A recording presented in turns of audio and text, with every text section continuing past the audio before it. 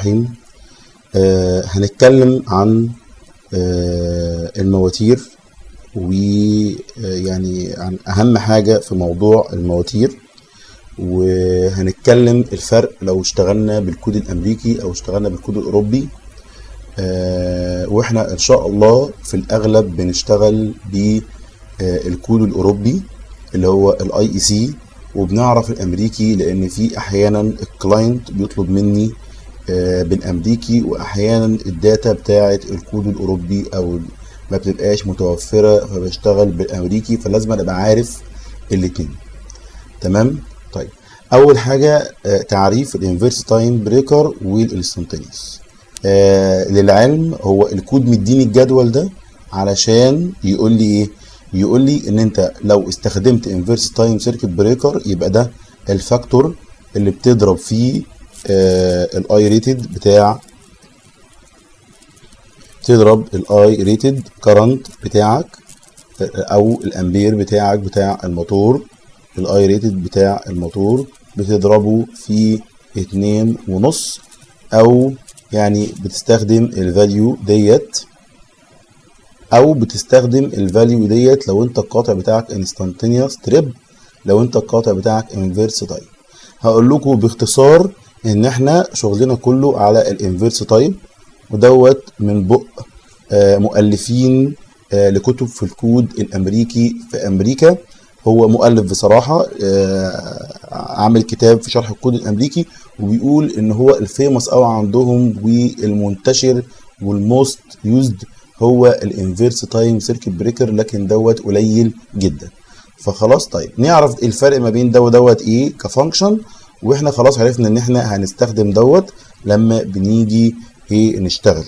وبرضو معظم المواتير بتاعتنا والجداول بتاعتنا هي على سكويرال كيج، يبقى اذا الرقم 250 ده هو الرقم الايه الجوكر بالنسبه لي، او الرقم رقم واحد، او هو رقم واحد في الفاكتورز اللي بستخدمها في المواتير. وزي ما احنا عارفين ان انا لو عندي لوحه فيها مواتير ماشي، كل موتور هنا هيتضرب في 2.5 في 2.5 في 2.5، واجيب القاطع 2.5 واجيب القاطع 2.5 واجيب القاطع 2.5 واجيب القاطع. وهنا بضرب ايه اكبر، باخد اكبر موتور في 2.5 في اللي تحت دول، زائد بقية المواتير كلها بضربها في واحد. لو عندي اللوحة دي فيها ميكس ما بين موتورز وموتور كومبريسور، يعني موتورز وموتور كومبريسور، موتور كومبريسور، بشوف اكبر واحد هنا اللي هو الكينج اللي في اللوحه اللي مسيطر على اللوحه، هل هو اكبر واحد حجم ككيلو وات، هل هو موتور كومبريسور ولا موتور؟ لو اكبر واحد موتور كومبريسور يبقى لما اجي اجيب القاطع ده هيبقى اكبر قاطع في كام؟ اكبر قاطع اللارجست في ايه 2.25 زائد ايه بقيت اكبر موتور في 2.25 زائد بقيه المواتير. ولو اكبر واحد عندي هو موتور مش موتور كومبريسور، كباس، يعني موتور كومبريسور ده كباس بتاع اتش فاك، بضرب هنا اكبر موتور، الاكبر واحد عندي اللي هيبقى موتور بقى في 2.5 زائد ايه بقيه المواتير زائد الموتور كومبريسور، هنا برضه طبعا زائد بقيه المواتير وموتور كومبريسور مضروبين في واحد. انا هنا بتكلم على تيارات. طيب برضو انتوا عارفين الموتور كومبريسور بيتراوح من 1.75 ل 2.25. هتلاقوا ان معظم السبلايرز بيخرجوا المكن بتاعهم مضروب كام على الفاكتور اللي هو 2.25 اللي هو الماكسيموم دوت. طيب ده كده حوار جانبي، اللي الحته دي كانت حته ايه جانبيه كده بوضح فيها حاجه معينه. هخش بقى اعرف ايه هو الانفيرس وايه هو الايه الانستنتينيوس.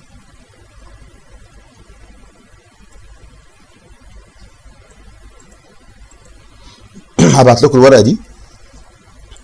الانفيرس الانستانتينيوس تايم سيركت بريكر هو بيقول هو دوت سيركت بريكر. الترم انستانتينيوس ده بيشاور لايه؟ ان هو مفيش ديلي ماشي في التريب، يعني بيعمل تريب بشكل انستانتينيوس مباشر. هو مصطلح يشير للسيركت بريكر الذي يحدث له تريب بشكل مباشر ولا يتاخر في التريب، بيفتح الدائره مباشره. طب ايه هو الانفيرس تايم؟ الانفيرس تايم سيركت بريكر هو مصطلح برضو بيشاور ديلي تأخير في الفصل، تأخير في قرار الفصل. ماشي، والتأخير دوت بإيه؟ بيقل كل ما كان التيار عالي، فهو في علاقة عكسية ما بين الإيه؟ ما بين الإيه؟ التيار والتأخير. عموما دوت برضو أكتر وأشهرهم زي ما قلنا بيستخدم في المواتير علشان إيه؟ يبقى فيه ديلي. ماشي، الديلي دوت يسمح بالستارتنج كارنت اللي هو يمر وما بيغلسش عليه، وكل ما يعمل ستارت الموتور يقوم فاصل الموتور. لا، هو بيشوف تيار الستارت وبيعديه. تمام. طيب لو التيار عالي قوي وقعد فتره طويله، ماشي، يبقى كده تقدر تقول ان هو ايه؟ شورت سيركت، فبيفتح الدايره. طيب دايما الانفيرس تايم سيركت بريكر كلام بيقول ان هو دايما بيبقى ماجنتيك، وكلام تاني بيقول ان هو ماجنتيك سيرمال. طيب خلينا نمشي ورا الكلام اللي هو بتاع شركه شنايدر اللي هو بيقول ان هو ايه؟ دايما ماجنتيك سيرمال. قال شركه شنايدر ماشي خلاص بتقول ايه؟ بتقول ان عندي في نوعين من السيركت بريكر بتاع الاوفر كارنت بتاع حمايه المواتير. في عندي ثيرمال ماجنتيك سيركت بريكر اللي هو الانفيرس تايم زي ما قلت لكم، وفي انستانتينيوس تريب سيركت بريكر اللي هو ماجنتيك اونلي سيركت بريكر. ماشي خلاص. طيب نقفل دي عشان برضو نمشي حاجه حاجه. طيب هتكلم بقى على نطاق استخدام المصطلحات بتاع السيركت بريكر سواء في الاي اي سي في الدول الاوروبيه. خلينا كده سواء في الاي اي سي، سواء في الاي اي سي اللي هو زي ما قلنا اللي هي الدول، الاي اي سي اللي هو الكود الاوروبي موجود في معظم دول العالم زي ما احنا شايفين كده. ونظريه حسابات المواتير اللي بالاي اي سي موجوده يعتبر في امريكا شمال وجنوب امريكا بس. طيب عندي بالنسبه لامريكا في عندي اللي هو هلاقي السيمبل دوت والسيمبل دوت، وادي برضو نفس السيمبل اهو. عندي زي ما قلنا في عندنا نوعين، في نوع اللي هو انفيرس تايم سيركت بريكر وقلنا ان هو في اوفرلود وبيسموه ايه؟ طيب سي.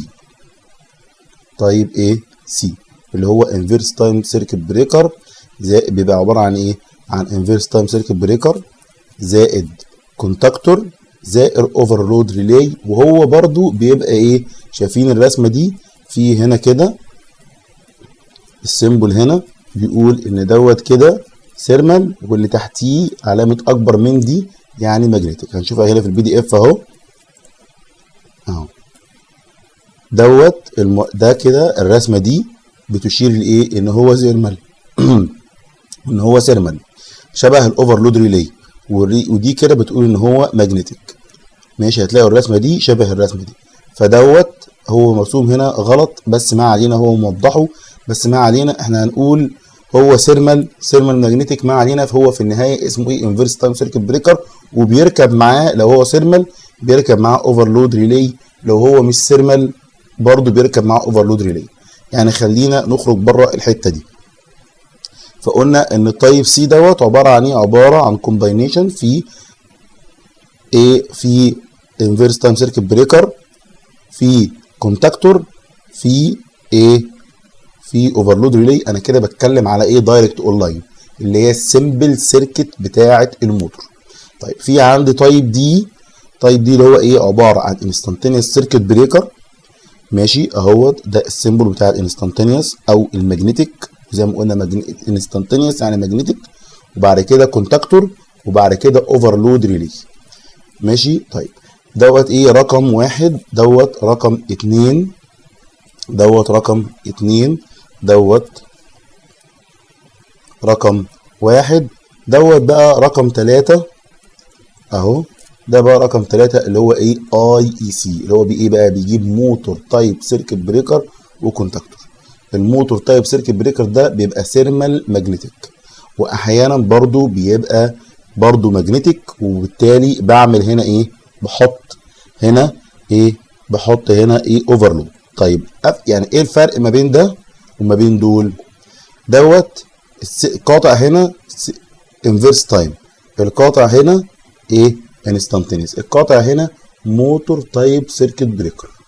ماشي، يبقى هنا انفيرس، انستانتينيوس، نادر الاستخدام، بعد كده اخر حاجه عندي موتور تايب. دي مقارنه سريعه ما بين الدول. معظم الاي سي مشتغل فين؟ هو في الشريحه دي. في هنا بقى واحد جاي ماشي عامل ايه؟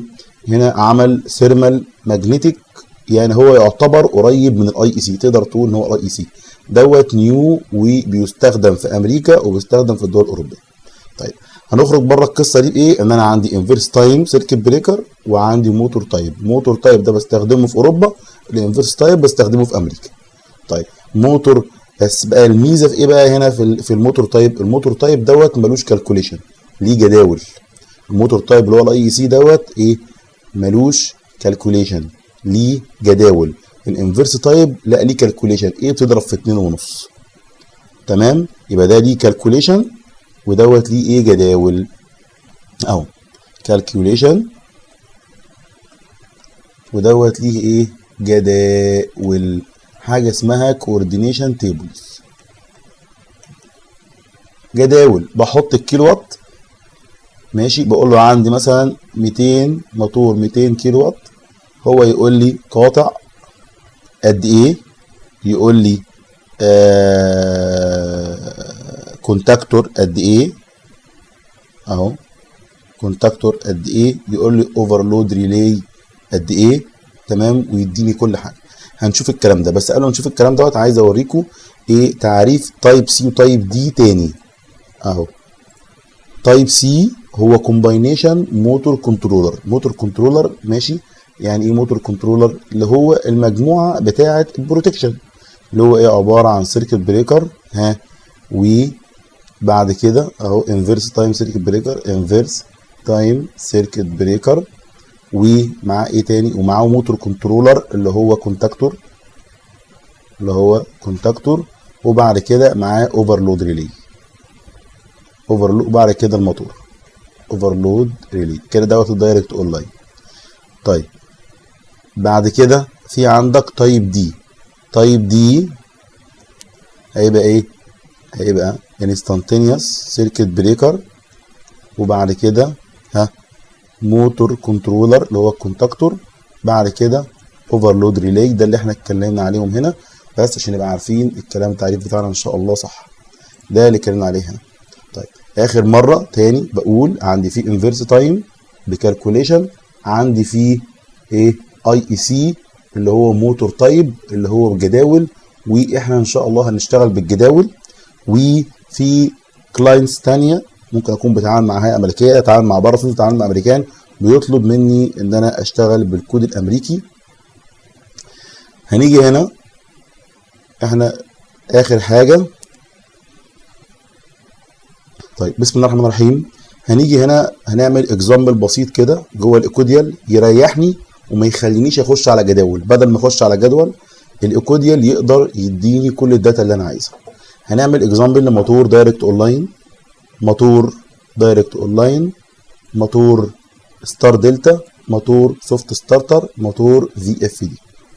ماشي، بالمناسبه مفيش حاجه او اي كود، ورجعت الناس في شنايدر بيقول تقدر تستخدم ستار دلتا من كام لكام، تقدر تستخدم دايركت اون لاين من كام لكام كيلو فولت امبير او هورس باور، والستار دلتا نفس القصه، والسوفت ستارتر نفس القصه، والفاريبل سبيد درايف اللي هي في اف دي اللي هي فاريبل فريكوانسي درايف نفس القصه. يعني مفيش اي حاجه بتقول لك رينج، بس في رينج جاي من السوق ماشي، مش ملوش ريفرنس لاي اكواد. بيقول لك ده مثلا من ايه؟ من 1 هورس باور او من 1 فولت امبير ماشي او اقل لحد 11 فولت كيلو فولت امبير، ودوت من 11 ل 25 كيلو فولت امبير، وده من 25 وانت طالع بقى شوف اكبر موتور عندك مثلا 400 كيلو فولت امبير. طب والغلبان ده؟ الغلبان دوت ممكن معاك من 1 كيلو فولت امبير لحد 400 كيلو فولت امبير، لان ده بيبقى ريكوايرمنت، متطلبات من مهندس الميكانيكا. عنده طلمبه عايز يغير في سرعتها، عنده مروحه عايز يغير في سرعتها، عنده سير عايز يغير في سرعته، فبيقول لك انا محتاج الكنترولر هنا يبقى ايه؟ يبقى في اف دي، يبقى دوت ايه؟ باي ميكانيكال انجينير.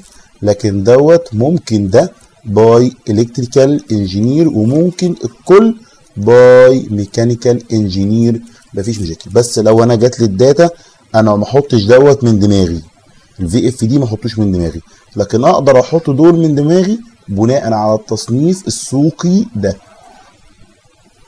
تمام؟ طيب دوت ايه بالنسبه للقصه دي.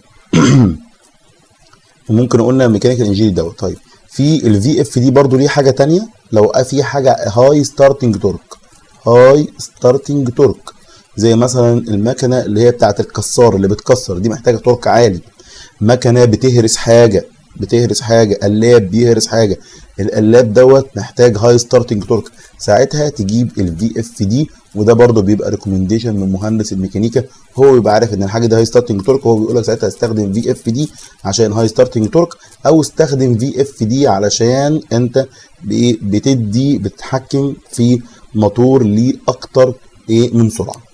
تمام؟ الشكل الدائم لدوائر الكنترول، الشكل الدائم لدوائر دايما عندي الدايركت اونلاين بيبقى عندي قاطع، بيبقى عندي ايه؟ كونتاكتور، بيبقى عندي اوفرلود، بيبقى عندي الموتور. ده الموتور ده كده اللي هو الدايركت اونلاين. بعد كده في عندي شكل تاني اللي هو قاطع، لو انا مثلا شغال ستار دلتا يبقى ايه؟ مجموعه الايه؟ الكونتاكتورز بتاعه الستار دلتا والاوفرلود ريلي، وبعد كده الموتور.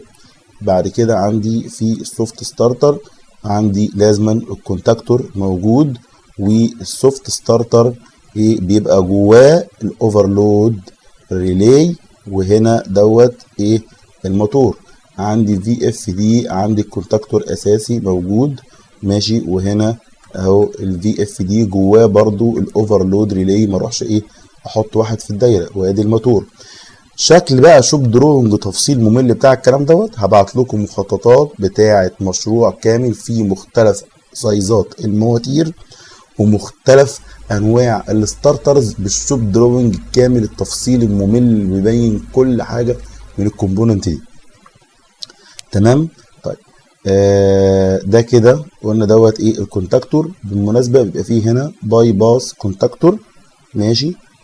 ليه؟ لان السوفت ستارتر ده مهمته ان هو بيستارت ويخرج والتيار يمشي بعد كده عن طريق ايه؟ باي باس الايه؟ كونتاكتور.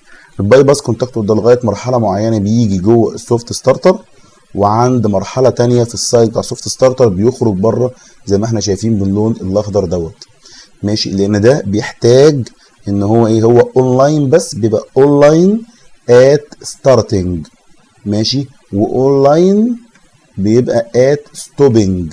وانا بوقف الموتور بدخل السوفت ستارتر بيعمل سوفت ستوب، وانا بدخل الموتور بشغله بدخل السوفت ستارتر ماشي، بيعمل لي ايه؟ سوفت ستارت. يبقى هو سوفت ستارت سوفت ستوب، وهو بيستارت بايه؟ وهو بيستارت بيعمل ايه؟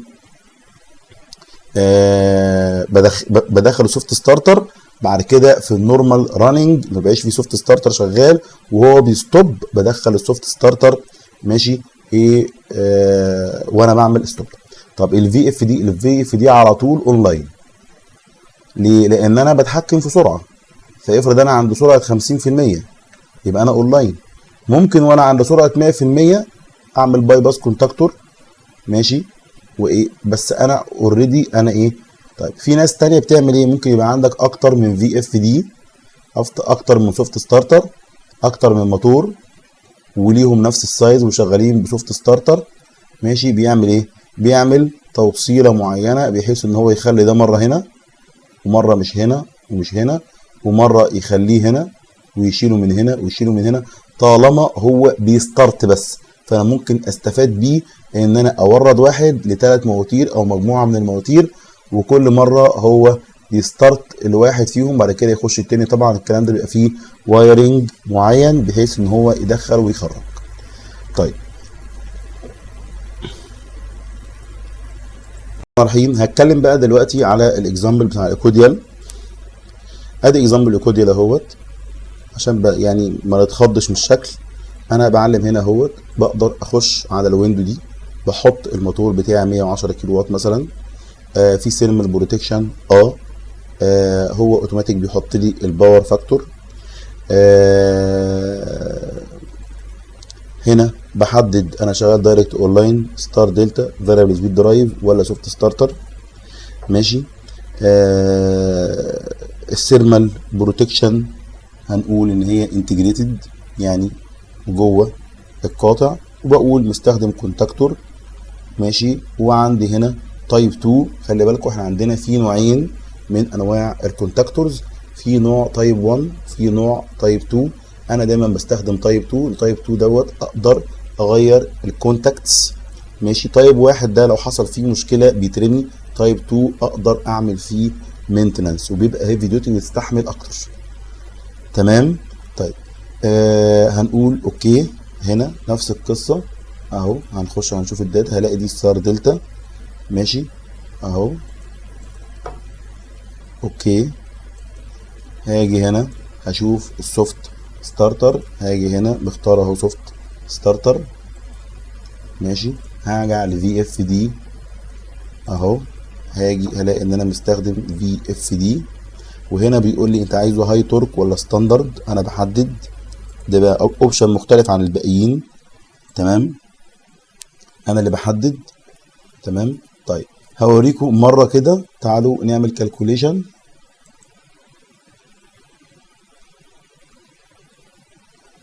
وهنشوف هنا هو في الاربعه على فكره اختار ان اس اكس 250 اف، ان اس اكس 250 اف 250 اف 250 اف، وكله ام ايه اللي هو ماجنتيك ايه اونلي. ماشي. وهنا هوت جايب الكونتاكتور اللي هو ال سي. طب خلينا من الكونتاكتور دلوقتي، انا بس عايز اوضح على نقطه ان ده دايركت اونلاين والتيار و110 كيلو وات. 110 كيلو وات ده عارفين قد ايه؟ يعني 100 يعني 195 امبير اي ريتد، وراح اختار قطع 250. ده عايز يقول ايه؟ انا عايز اقول ايه؟ انا عايز اقول ان شوف هو 195 واختار قطع 250، يعني لا ضرب في 2.5 ولا اي حاجه. كل اللي هو عمله جايب سيركت بريكر ماجنتيك. ماشي. والسيركت بريكر ده بيعمل ايه؟ السيركت بريكر دوت هو اللي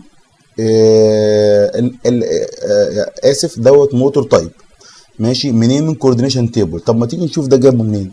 هجيب لكم التيبل اللي جاب منه يا جدعان الكلام دوت اهو، تيبل اهوت. ماشي. تايب 2 هاجي هنا اهو، ادي ال 110 195 امبير، جاب اهوت ان اس اكس 250 ماجنتيك. ماشي. وكمان قال لك الكونتاكتور اللي هتستخدمه ايه، وكمان قال لك الاوفر ريلي اوفرلود ريلي اللي هتستخدمه ايه. ده بس كده حاجه. طب انا اجري ورا الكوردينيشن تيبلز دي وادور عليها؟ لا، انا اخش جوه الايكوديال واحط الداتا بتاعتي واجيب اللي انا عايزه وخلاص. يا اما اكتب نوت على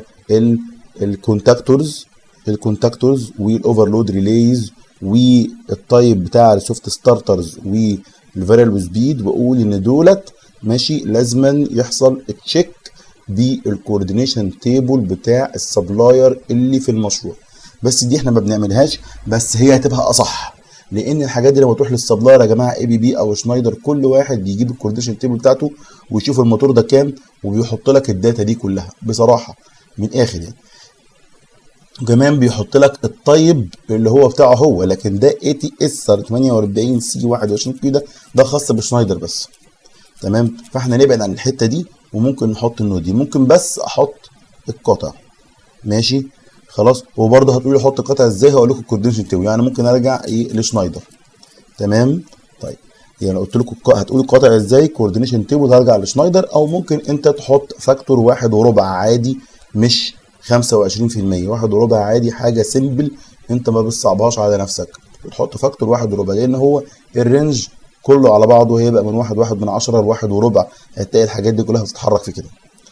طيب زي ما قلنا ان اس اكس 250، وقال لك هنا ايه؟ قال لك الكونتاكتور اللي هو ايه مستخدمه ايه. طب تعالى نعلم هنا كده ونخش على الديتيلز.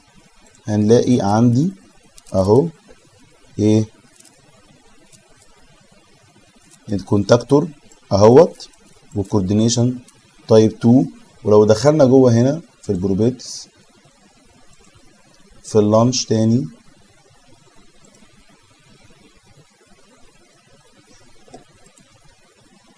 لانش موتور، وجينا هنا على الثيرمال بروتكشن وعملناها سيبريت. هو كده الثيرمال بروتكشن هو كده عمله انتجريتد، ماشي، يعني عمله جوه القاطع. بس هل هو القاطع عمله ايه هنا؟ شايفين هنا القاطع مش عامله ام اي، مش عامله ماجنتيك اونلي. لما هقول له بقى، لما هاجي هنا واقول له سيبريت ريلي واوكي وهعمل كالكوليشن، هلاقيه حط لي هنا ام اي اهو، هيخلي لي القاطع دوت ايه اهو ام اي ماجنتيك اونلي. تمام. قبل كده هو كان سيرمال ماجنتيك، هو كده عامل ماجنتيك اونلي وخرج لي الاوفرلود ريلي بره عشان انا قلت له ايه سيبريت اهو. اوفرلود ريلي خرجه بره علشان انا اهو ده السيرمال ريلي اهو، ده الكود بتاعه، وده الكونتاكتور ده الكود بتاعه. تاني في الاول كان حاطط ان اس اكس 250 اف اهو.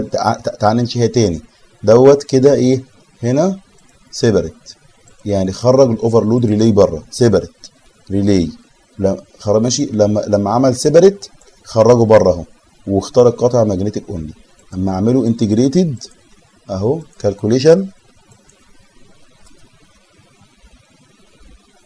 اختار لي القاطع وما اختاروش ماجنتيك اونلي. طيب من نفس القصه هاجي اشوف مثلا اي تي في 71 ده اتجاب منين. هقول لك كوردينيشن تيبل، راح خد الموتور ال 110 اهو، هجيبها لكم اهيت. ده الموتور ال 110، وراح شاف قدامه لقى ان ايه ان ال اي تي في اللي هو التيفار، وفي اي تي اس اللي هو الت ستار. اي تي في التيفار اللي هو فاريبل سبيد درايف، واي تي اس اللي هو الت ستار اللي هو سوفت ستارتر. كام؟ 71 اتش سي 11 ان 4. هو اللي جوه الايه الايكوديال اللي هو الرقم اي تي في 71 11 اتش 11 ان 4. ماشي. يبقى انا الايكوديال عمل لي كل حاجه انا محتاجها ماشي في الموضوع ده.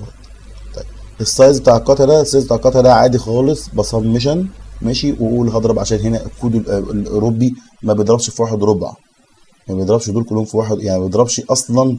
نظريه الواحد وربع دي مش عنده، يعني الكود الاوروبي نظريه الواحد وربع مش عنده، هو ممكن يضرب في 1.5%.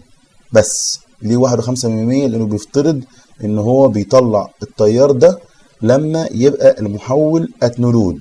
5% يعني ايه؟ يعني كانه شغال على جهد 420 مش شغال على جهد 400 بس، هي دي ال 5%. فهنا ممكن تاخد دول كلهم كده وتضربهم في 1.25 تطلع القاطع ده. تمام. ده 1/4 ده كتير كمان، ممكن اضرب في 1.1. طيب انا كده ايه بتكلم على الاي اي سي عشان ما يحصلش لخبطه.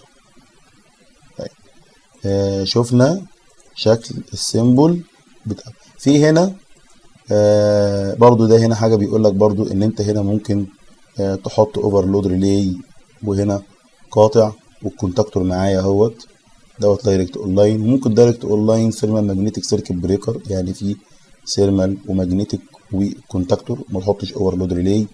ممكن هنا عندك هنا قاطع وهنا الكونتاكتور، وهنا الفاريبل سبيد درايف جواه الاوفرلود بروتكشن. هنا دي سيمبل كومباريزون ما بين الدايركت اونلاين ستار دلتا سوفت ستارتر والفاريبل سبيد درايف اللي هم فيموس قوي بالنسبه لي من ناحيه السعر ومن ناحيه حاجات كتير هبقى احطها لكم، ومن ناحيه التورك والكلام دوت. اعتقد كده ان أنا الحمد لله يعني غطيت الجزء ده، لان الجزء ده فيه كتير قوي من المهندسين في خلاف عليه ومش عارفين هم يشتغلوا كده ولا يشتغلوا كده. ولا يشتغلوا ازاي. فاحنا وضحنا اللي عايز يشتغل بأي حاجة في الاتنين هيشتغل ازاي، وبإذن الله يبقى صح بإذن الله. هشيك بس كده بسرعة ان مفيش حاجة نسيتها. ماشي، شكرا، سلام عليكم.